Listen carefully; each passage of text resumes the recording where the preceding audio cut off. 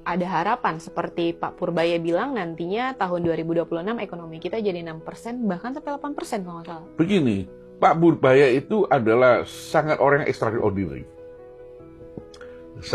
Dia dibutuhkan pada zaman ini. Sangat dibutuhkan pada zaman Sangat ini. tepat berarti ya? Sangat tepat. Sangat tepat. Kita bicara beliau punya attitude. Beliau bilang, saya tidak ada urusan politik. Saya hanya diminta oleh Bapak Presiden.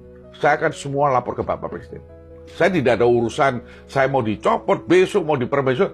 It's not of my business. My business adalah Bapak Presiden memberikan saya amanat, berikan saya tugas, saya jalankan. Oke, kita lihat nih. Ya, beliau ini persis ya, saya ingat persis dulu, tahun 70-an ada seorang wamen, namanya Nasruddin Sumintapura. Orang Sunda. Kebetulan Pak Purbaya juga orang Sunda. Nah, ini cocok. Zaman dulu Pak Nasruddin juga gitu. Orang biaya cukai kaget, orang pajak kaget. Nah, semuanya kaget. Kaget. Lah kalau sekarang kita tidak kaget sekarang, daripada lain hari kita lumpuh, lebih baik kita kaget sekarang.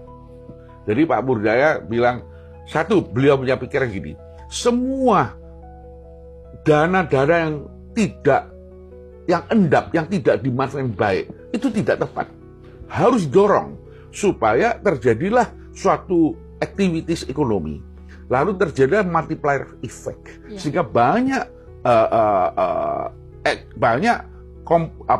faktor-faktor yang lain juga ikut terdorong. Maka beliau punya keyakinan growth bisa naik. Saya sangat setuju. Saya belajar ekonomi, saya sangat setuju. Nah, ada orang atau kelompok kecil yang merasa terganggu, ya, lalu ngarang cerita, ya mohon maaf aja. Berarti intinya sebenarnya negara kita itu bisa menjadi negara maju, tapi sangat. Sayangnya banyak orang-orang segelintir orang yang tadi Bapak bilang itu ya? Itu saya nggak ada komentar. Saya bukan orang politician, saya bukan orang birokrasi, saya tidak punya kemampuan, tidak diperlukan, dan tidak punya kualifikasi untuk menilai.